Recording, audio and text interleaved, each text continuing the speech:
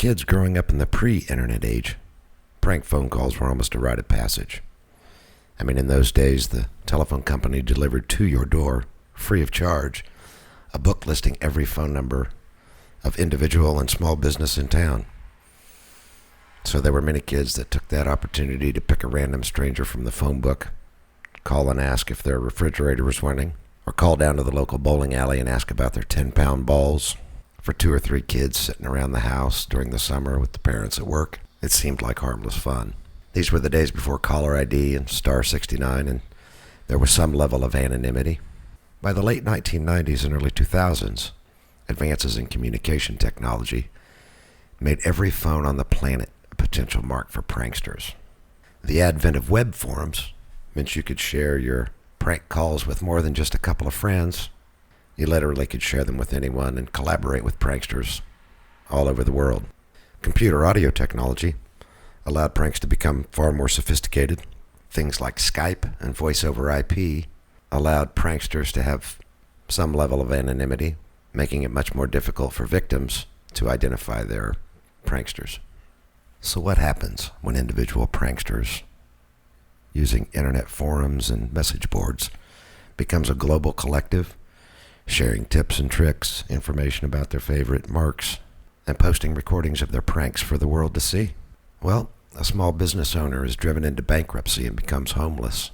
An elderly man receives hundreds if not thousands of calls daily, even in the hospital while suffering from an illness. Victims' families are swatted, an entire Kansas City neighborhood is terrorized, news reports are written, and federal law enforcement gets involved. So let's dive into a little history of prank phone calls. We'll take a look at the SoundBoard prank call community of the early 2000s and 2010s tonight in this episode of The Summer of Sam. Who do you think you're calling? I was just returning the call that was on my missed call. Did I just pick this number out of the air? Well, you call me, you tell me who am I? I'm not calling you, you fucking lunatic! Call you anytime I want. What are you going to do? Let's let the campaign of terror begin then, shall we? First, a little history. The telephone dates back to the mid-1800s. Italian innovator Antonio Meucci developed the first basic telephone in 1849. But it's Alexander Graham Bell who is associated with the telephone, as he received the first U.S. patent for such a device in 1876. So how long did it take for pranksters to realize the potential of the tool that Bell and others had given them? Well, assuming Bell actually did want to see Watson, the first documented prank call I could find was referenced in a Tech Dirt article. It mentions a tweet by literary detective Paul Collins, which contains a screenshot of an 1884 newspaper that reads, in part, "A grave joke on undertakers. Some malicious wag at Providence, Rhode Island, has been playing a grave practical joke on the undertakers there by summoning them over the telephone to bring freezers, candlesticks, and coffin for persons alleged to be dead. In each case, the denouement was highly farcical, and the reputed corpses are now hunting in a lively manner for that telephonist." So just an aside here, today's newspapers are generally written around the 6th grade reading level, so you're not going to be getting any of that kind of poetic prose from the New York Times these days. So the telephone is patented in 1876, and a mere 8 years later, prank phone callers are already making the news. And as we'll soon see, they made the news in a big way again in the 21st century, but more on that later. Of course, telephones and telephone technology improved over the decades, but the next major technological milestone in prank calling has to be the portable cassette tape recorder. With cassette tapes, it's now possible to prank call random people, record the call and the victim's response, and share it with your friends. This would lead us to the first viral prank phone calls, and I mean viral in a 1970s way. You know, recording to a cassette tape, copying the tape, hand the tape out to your circle of friends. They do the same. It's viral at the speed of horse and buggy, but viral nonetheless. Among prank phone call fans, the tube bar pranks are legendary. In the mid-1970s, 2 friends began calling a bar named the Tube Bar, located in Jersey City. The bar was owned by Louis "Red" Deutsch. Red was old school and tough as nails. Prior to owning the Tube Bar, Red was a heavyweight boxer. Many of his fellow boxers would drink at the bar. In fact, a photo of Rocky Marciano and Red at the Tube Bar was widely circulated among Red's fans. Two friends began prank calling Red at the Tube Bar. They would call the bar and ask to speak to a customer with a fictitious name that sounded like something else entirely when said out loud. Here's a quick example of a Tube Bar prank call. Hello? Yes. This is the bar? Yeah. Yeah, I wonder if you could help me. I'm looking for Phil Myers, M-I-Z-A. Myers? Phil Myers. Myers, yeah. Phil Myers. Phil Myers. Nobody by that name. He's not there? No. Okay, thank you. The cassette tapes were shared, passed around by friends, and became an underground sensation. By the mid-'80s, equipment managers of many Major League Baseball teams had shared copies of the tapes. The tapes' popularity spread throughout the league, other professional sports leagues, and then to sports reporters, and finally into the media. You can see in this cut from The Simpsons, the ongoing gag of Bart calling Moe Sislak at the bar was inspired by the Tube Bar prank calls. Hello, is Homer there? Homer who? Homer sexual. Wait 1 second, let me check. Homosexual? Come on, one of you guys has gotta be homosexual. Don't look at me. So while the Tube Bar prank phone calls became an underground sensation, it was still just two guys with a telephone and a cassette tape recorder. Internet forums, SoundBoards, telephony tools like Skype and Voice over IP, and content creator-driven sites like YouTube would give birth to the SoundBoard prank call community. Internet forums allowed pranksters to congregate with one another, share ideas, and share their pranks with anyone, anywhere, at any time. For those who don't know, SoundBoards are computer files. They're a visual interface. At the time, they were usually written in Adobe Flash. With the sunsetting of that technology today, they're written in HTML5. The SoundBoards give you a collection of buttons, and each button is assigned to a specific sound or phrase.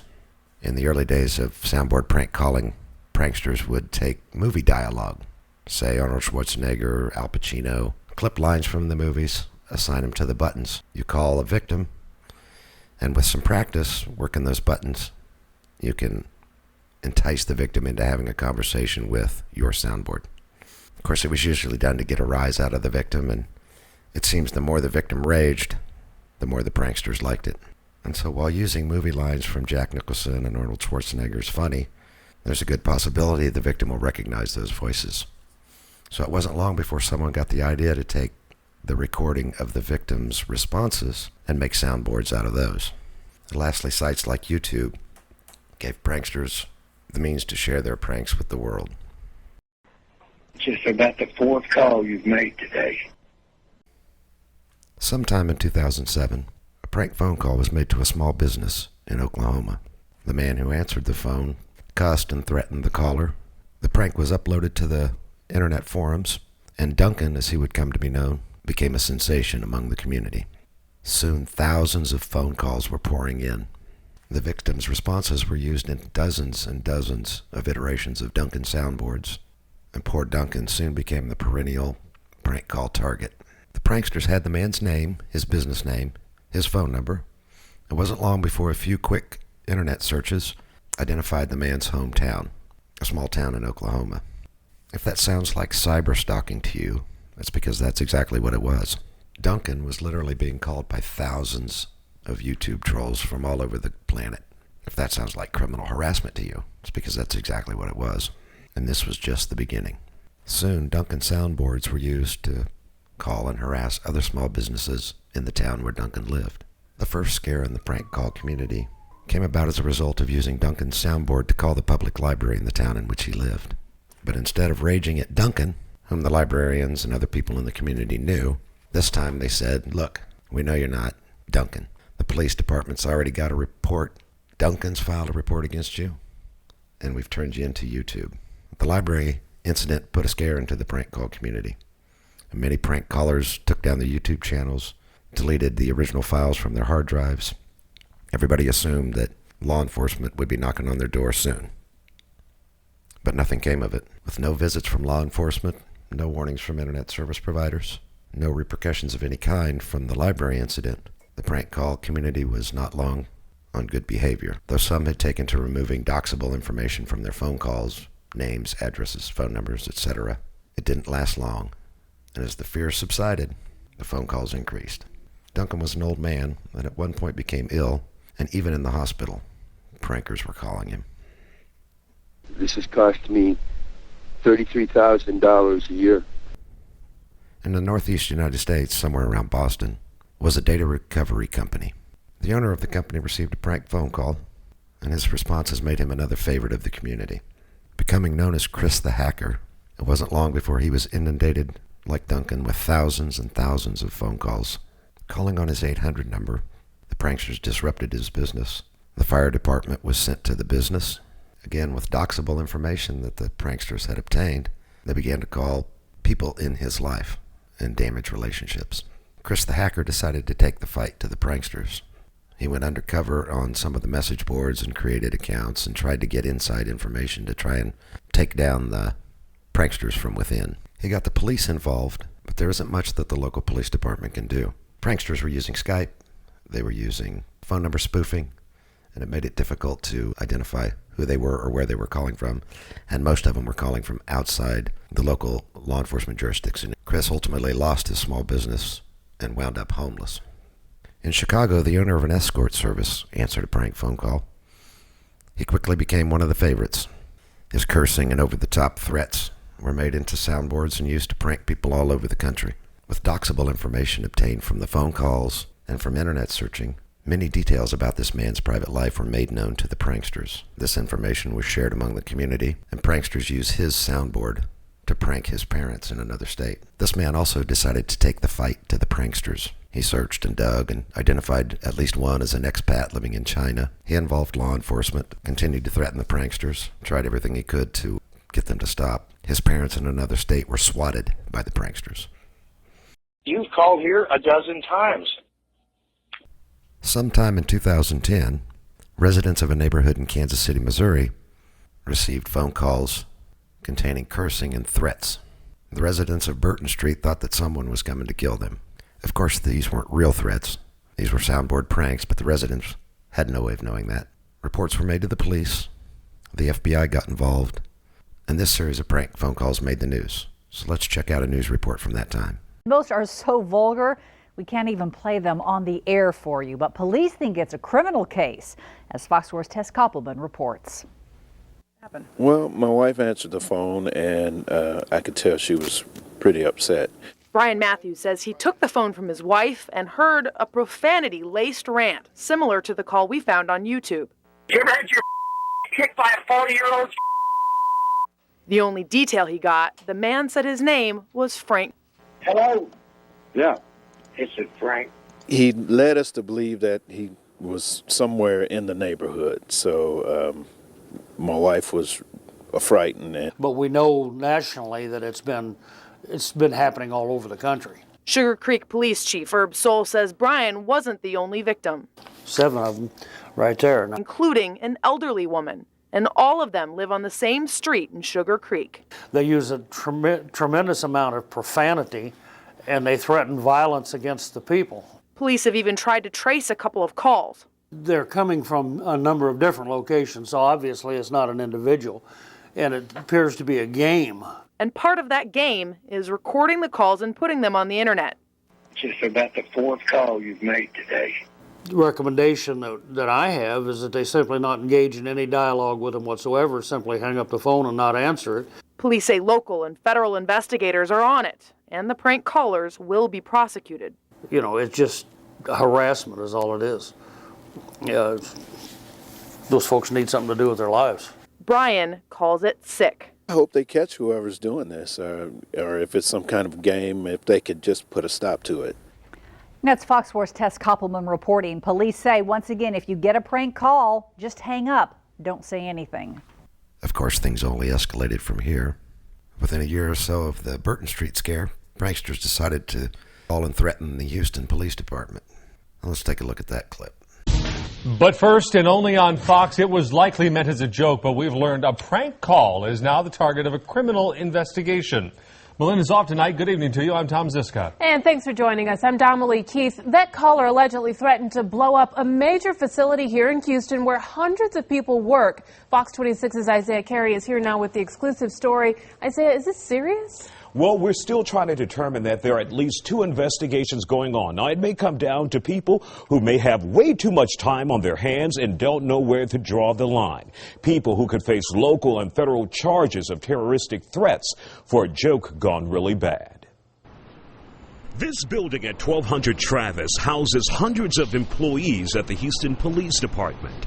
It's the last place you want to target with a bad joke like blowing it up, along with everyone in it. We have a specialized division that investigates any threats made against any Houston police officer, their family, or the department. Fox 26 News has learned that Specialized Unit and the FBI are now investigating a 911 call that came into the Houston Emergency Center Sunday night. The caller threatened to blow up the Houston Police Department.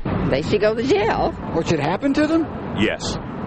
They should go away for a long time. You mean jail time? That would be it. I'm going to blow you away like Lynch, you bad habit piece of garbage. Fox 26 News has learned that bomb threat was traced back to Kansas City, Missouri, and a group of known pranksters who post their crank calls on the video sharing site YouTube.